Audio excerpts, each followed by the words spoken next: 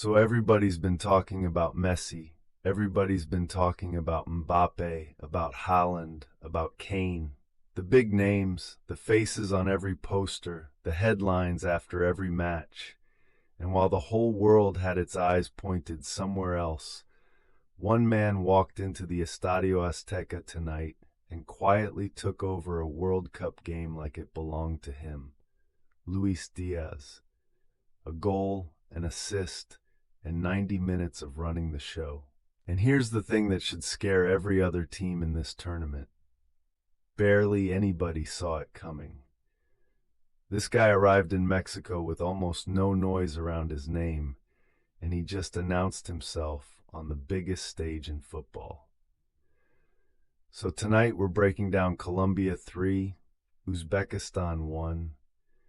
We're breaking down how Diaz did it, where Uzbekistan almost pulled off something special, and why this Colombia team might be more dangerous than anyone is giving them credit for. Let me set the scene for you first, because the context matters. This was the last match of the entire opening round. Every single one of the 48 teams in this World Cup had now kicked a ball, and Colombia and Uzbekistan were the very last two to get started. So there was this strange pressure on the game. Everyone had already seen the magic from the big nations, and now it was Colombia's turn to show whether they belong in that conversation. And on the other side, Uzbekistan, a team playing in the first World Cup in their entire history. Debutants, walking into the Azteca in front of a partisan crowd that was never going to be on their side. Think about that for a second. Your first ever World Cup match, and it's in one of the most intimidating stadiums on the planet, against a Colombia side packed with players from the biggest clubs in Europe. And for the first half hour, you could feel the nerves on both sides. It was physical. It was niggly. Colombia's Johan Mojica got himself booked after just 7 minutes. There were bodies flying in, there were fouls. There was that tension you get when one team desperately doesn't want to embarrass themselves and the other one knows they're expected to win. Diaz struck the post early. He was already the most alive player on the pitch, drifting in off that left side, getting on the ball, making things happen. And then came the moment that probably summed up the whole night. Manchester City's Abdülkadir Kusanov absolutely bundled Diaz off the ball, took the cameraman behind him as well, and picked up a yellow card for it. And Diaz just got up, dusted himself off, and went right back to work. That's the mentality of a player who knows this is his moment. Now let's talk about the opening goal, because tactically this is where Colombia showed you exactly who they are. Colombia set up in a 4-3-3. Uzbekistan went with a back three, a 3-4-2-1, trying to stay compact, trying to clog the middle, and dare Colombia to break them down. And for a while it worked. But here's the problem when you sit in a low block against a team with fullbacks this good. 6 minutes before halftime, Diaz drifts inside, gets his head up, and slides a ball into the box. And who arrives? Not a striker, a fullback. Daniel Muñoz, the Crystal Palace man, times his run perfectly from right back, ghosts in behind the Uzbek defense, and steers it past the keeper. 1-0. And that's the lesson right there.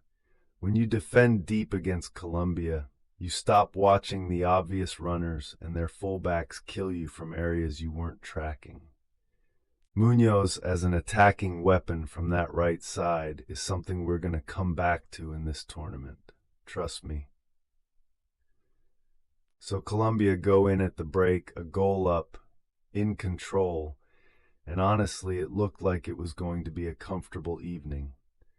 But this is a World Cup, and Uzbekistan did not read the script. They came out for the second half with a completely different energy. More aggression, more intent, more belief. And on the hour mark, they got their reward, and what a moment it was for a debutant nation. It started with Eldor Shomurodov getting a volley away. Camilo Vargas in the Colombia goal got down and saved it, but the ball looped up off the save, hung in the air for just a second, and Abusbek Fayzullaev was there, reading it, gambling on it, and he headed it home from almost on the goal line. 1-1. Their first real chance of the game, and they took it. Imagine being an Uzbekistan fan in that stadium. Your first ever World Cup, you're a goal down against a South American powerhouse, and suddenly you're level. The dream is alive, and this is the question I want to put to you right now, because it's the hinge of the entire match. When Uzbekistan equalized, did Colombia panic? Did they tighten up? Because a lot of teams concede that goal, feel the crowd shift, feel the momentum turn, and they sit back and try to protect what they've got. So tell me in the comments, in that moment at 1-1, did you think Colombia would hold their nerve? Or did you think Uzbekistan were about to pull off one of the shocks of the tournament? Because what happened next tells you everything about the character of this Colombia side. The lead Uzbekistan had fought so hard for lasted exactly 5 minutes. 5. Colombia won the ball back in midfield, and the moment they regained it, they broke in numbers. This is the part people underrate about Colombia. They are absolutely lethal in transition. The second they win possession, the runners go, the spaces open up, and they attack you before you can get your shape back. And at the end of that break was Díaz. Of course it was Díaz, and he fired his shot at goal. The keeper Yusupov got something on it but couldn't keep it out, and the ball nestled into the net. 2-1, the goal his performance deserved. He had been the best player on the pitch from the first whistle, and now he had the goal to show for it. And that, right there, is the difference between a good player and a superstar. A good player has a good game. A superstar decides the game refuses to be lost and goes and wins it himself. Now, I want to be fair to Uzbekistan here, because they did not just fold after that. They kept going. They kept believing. And late in the game, they had the moment that could have changed everything. Their teenager, Bekruz Karimov, picked the ball up from distance and absolutely unloaded on it. A thunderous strike, Vargas was beaten, the whole stadium held its breath, and it smashed off the crossbar. Inches. That is how close a World Cup debutant came to grabbing a deserved goal against one of the favorites in their group. And I think that effort, that refusal to die, is the story of Uzbekistan's night that's going to get lost because of the scoreline. This is a team that is going to cause problems for somebody in this group. But Colombia, this is where their ruthlessness comes back in. Because instead of just seeing the game out, they went and put the dagger in. 9 minutes into stoppage time, deep into the part of the game where tired legs make mistakes, the substitute Yemintong Campaz arrived. Cucho Hernandez, who himself had come off the bench, chased down a long ball, did brilliantly to keep it alive when he could have gone to ground and given up, and whipped in a delicious cross. And Campaz was there to head it home. 3-1. Game over. And I love this goal, not for the goal itself, but for what it says about Colombia's bench.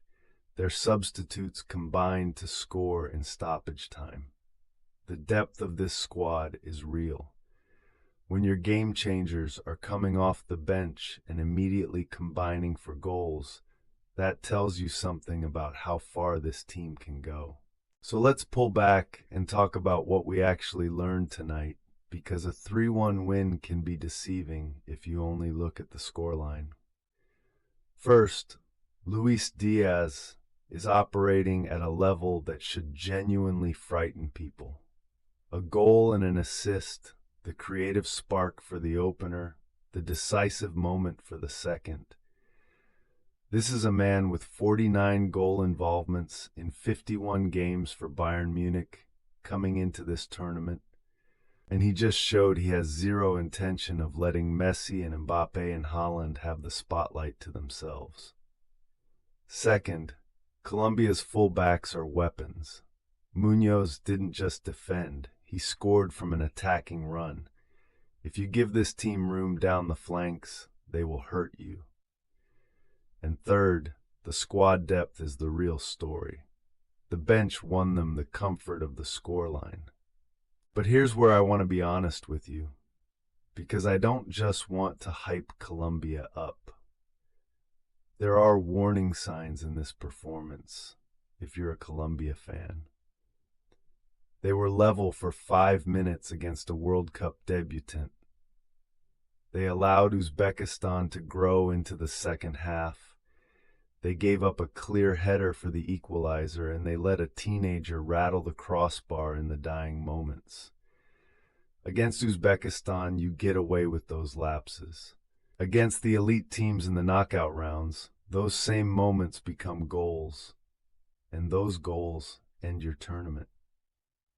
So the question I have for Colombia going forward is this. Is this a team that can win ugly and win comfortable? Or is this a team that switches off the moment they feel safe? Because that answer is going to decide how far they go.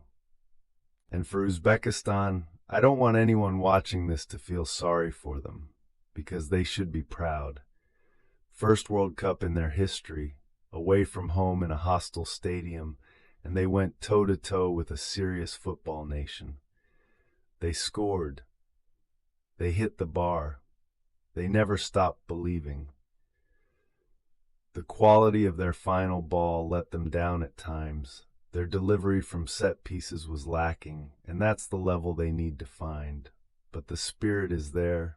The belief is there. And in a group like this, spirit and belief can still get you a result against the right opponent. So I want to hear from you. Was this a statement from Colombia or a warning sign? Is Luis Díaz about to be the breakout star of this entire World Cup, the man nobody was talking about who ends up talked about by everybody? And for the Uzbekistan fans watching, drop your flag in the comments. Tell me you're proud of that team, because you should be, and give me your prediction. Here's mine. I think Colombia topped this group. I think Díaz finishes this tournament as one of the names of the World Cup, and I would not be shocked.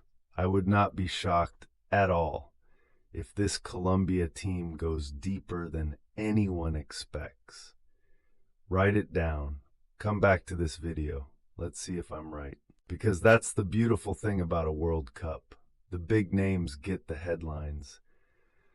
But every single tournament, there's a man who walks in quietly, with nobody chanting his name, and walks out a legend. Tonight in the Azteca, Luis Díaz reminded the world that he might just be that man, and we got to watch the first chapter of it. Thank you so much for watching. If you enjoyed the breakdown, you know what to do. Like the video, subscribe to the channel, and I'll see you after the next match. Take care.